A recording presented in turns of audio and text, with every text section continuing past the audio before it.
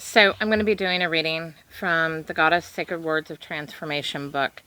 And this part is coming out of the Hero, Warrior of Heart. And it's really where the Morrigan is talking about the powers of fire and earth and how they come into play with Warrior of Heart. Creative power and natural rooted power. Hold strong foundations, but allow the building that stands on it to be deconstructed and built new again and again, taking new shape for new purpose. That's one thing with the Morrigan. It was all about building foundations, finding my sovereignty, finding my voice, building those foundations, boundaries, what is justice, perspective, all the key elements that serve as my own guide of my actions and my voice and what I do. And then the structure we build on top of that, that's just that period of time, that season of life that we're in. And we're going to encounter new things as we're learning different stuff, as we're encountering different people, as we're experimenting and growing. And so that's what she's talking about, is holding our foundation solid, but allowing everything that we build on top of that, our seasons of time, allow us to deconstruct those and build completely new again, letting them take on new shape and new purpose for the next season of time that we enter. Charge head on, seek out challenges, seek to be better than you are, seek a prosperous outcome. It's always about staying challenged, about learning something new, knowing that growth is not something static. There's no ceiling. There's no end goal that we're going to get to. It's about always trying to become better and learn more and grow as people. Next, cycles and seasons of time. Surrender to the call. Allow yourself to surrender to that, knowing that everything is a season of time. It's not static. It's something that ebbs and flows. I mean, everything is that way. Nothing is ever going to be the same. If we look back, we're not the same people we were a year ago. We're not the same people we were as children. We're not the same people. As we move, as we grow, we change. And we move through cycles and seasons of time. And surrendering to that, understanding that, and being okay with it. Break away from what others have told you, the cage they constructed, and instead set out to bring change. So here she's talking about there's so much dogma. There are so many rules that people try to put on things. It's one of the reasons why she's so against tradition and religion, and it's not because of the meaning behind them. It's because of the trap that they create for people. Instead of building their own connection to the divine, building their own bonds, their own understandings for their own path, the lessons that they need, the way that they need to move, things that they need to learn in this life, things they need to do in this life. Too often when we go into traditions and religions, it's following somebody else's dogma. Lore.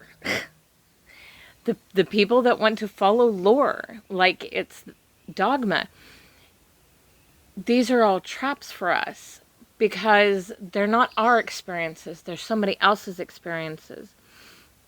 So that's what she's talking about. Deconstruct that cage and set out to bring about your own. And it's not about, having other people believe in what you believe in and follow your way. That's a very commercialized way of looking at everything, a very control way of looking at everything. Our relationship with divine is our own. The lessons we need to learn are our own. The growth we need to go through and the work we need to do are really tailored to us. We may be similar in areas, we may be similar at times on our path, but the way those lessons are, the words that they have for us are very, very personal. So break away from those cages and build your own connections, your own journey, your own path. Do not hold ill will towards others or seek revenge. You are just being who you are outside their control. Do not seek to fit in their cage, belonging to them. Be the true you without apology or malice.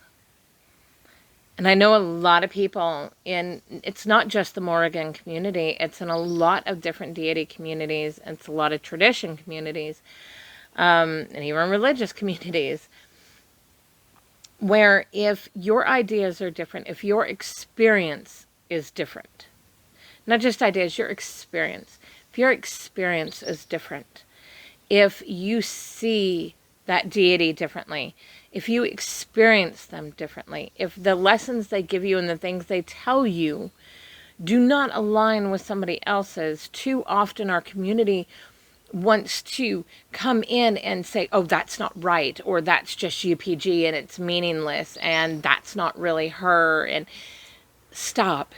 Just stop. She is not about that.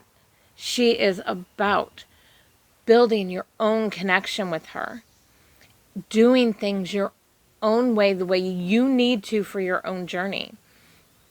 My lessons in sovereignty are going to mirror other people's for the simple fact that there is a core there that we all share. But how it applies to us, the words she gives us, the lessons that we personally have to go through, the healing that we need to do is going to be very personal because we're different people. And so we're going to experience her core, but she's not a cookie cutter thing that's just going to, this is all the dogma and this is what we're doing and these are the rules and this is how it is.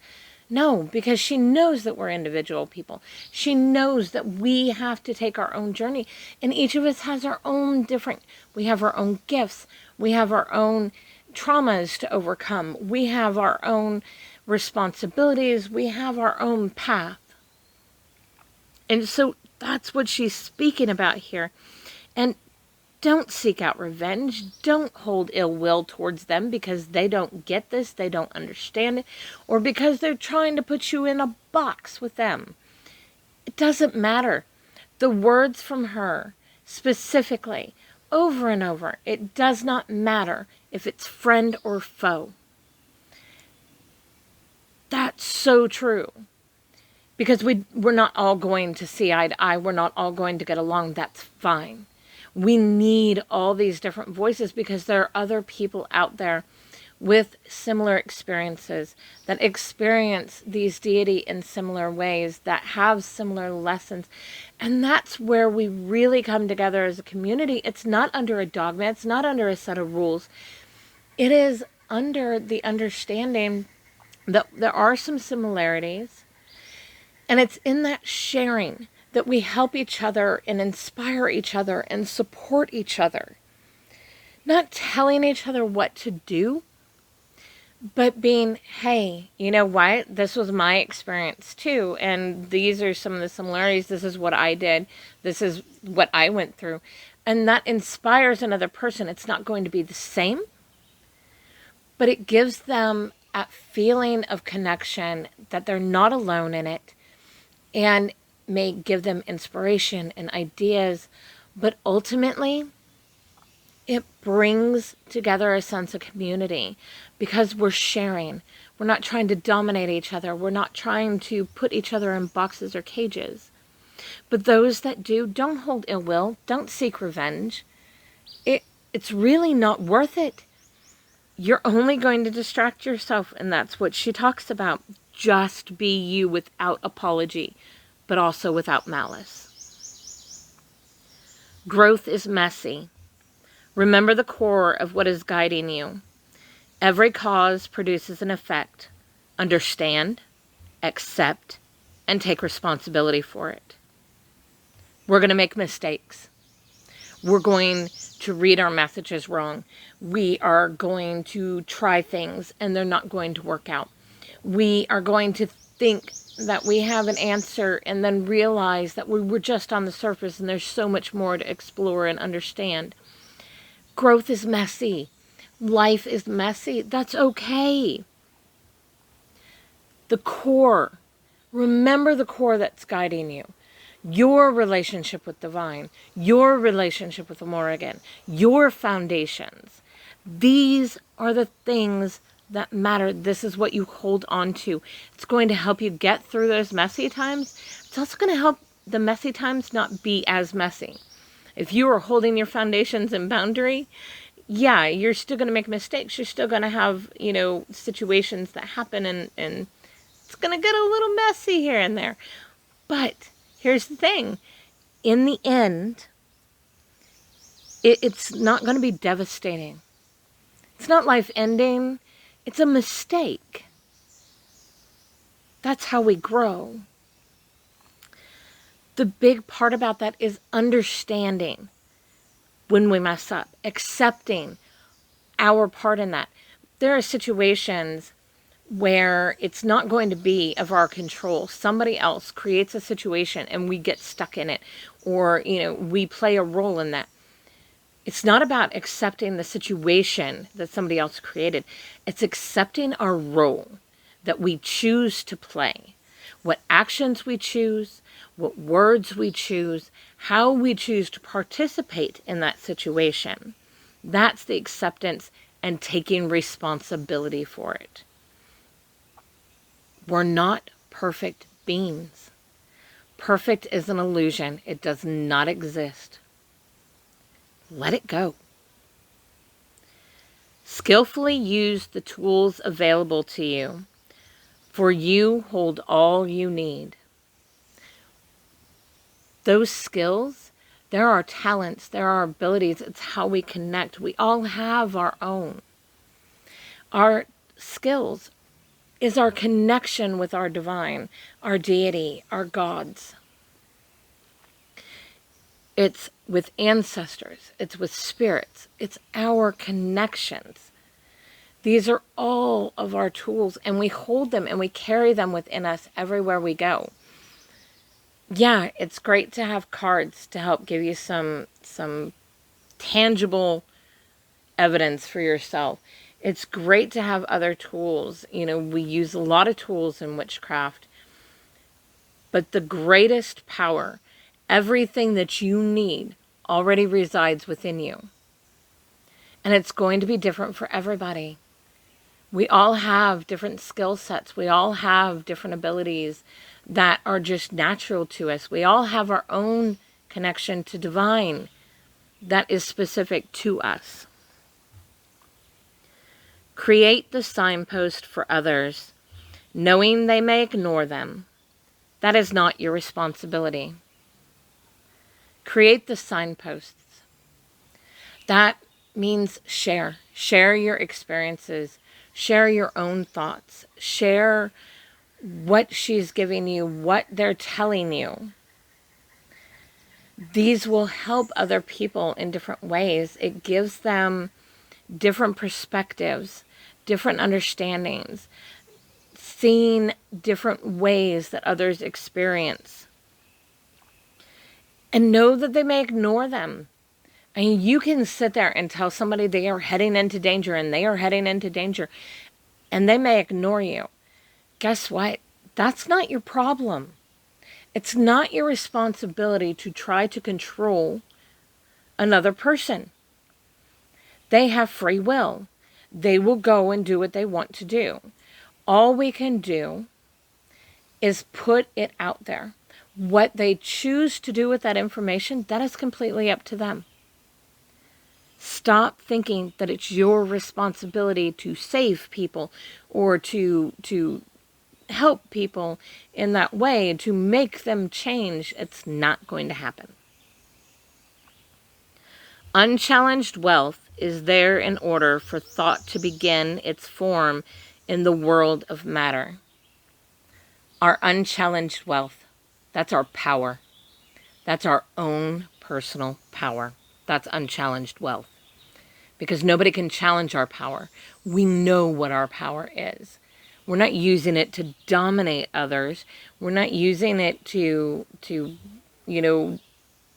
be controlling.